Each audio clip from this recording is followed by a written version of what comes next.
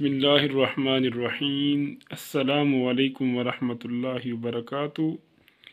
برادران اسلام، الکرم آفیشیل کے plate form سے ایک اور نئی ویڈیو کے ساتھ حاضر ہوں۔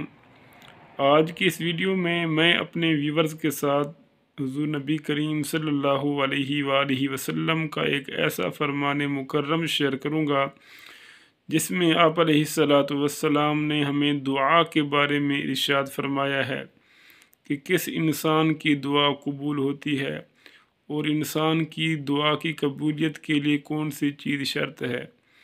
تو فرمان نبی صلی اللہ علیہ وآلہ وسلم ہے کہ ہر انسان کی دعا قبول ہوتی ہے بشرط یہ کہ اس میں جلدی نہ کرے، یعنی انسان کی دعا کی قبولیت کے لیے شرط یہ ہے کہ وہ اس میں جلدی نہ کرے۔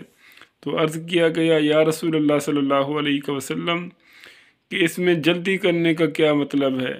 تو آپ علیہ السلام نے فرمایا کہ جب انسان دعا کرتا ہے تو وہ کہتا ہے کہ میں نے اللہ رب العزت کی بارگاہ میں دعا کی لیکن میری دعا کو اللہ تعالیٰ نے شرف قبولیت نہیں بخشا، تو اس طرح اس کا دعا مانگنا، دعا میں جلدی کرنا ہے۔ اس کو دعا کی قبولیت کا یقین ہونا چاہیے، ایمان ہونا چاہیے کہ اللہ رب العزت اس کو ضرور شرف قبولیت بخشے گا۔ تو اللہ رب العزت کی بارگاہ میں دعا ہے کہ یا باری تعالیٰ ہمیں ہمیشہ دعا پر بھروسہ رکھنے کی توفیق عطا فرما۔ آمین بجاہ النبی الامین۔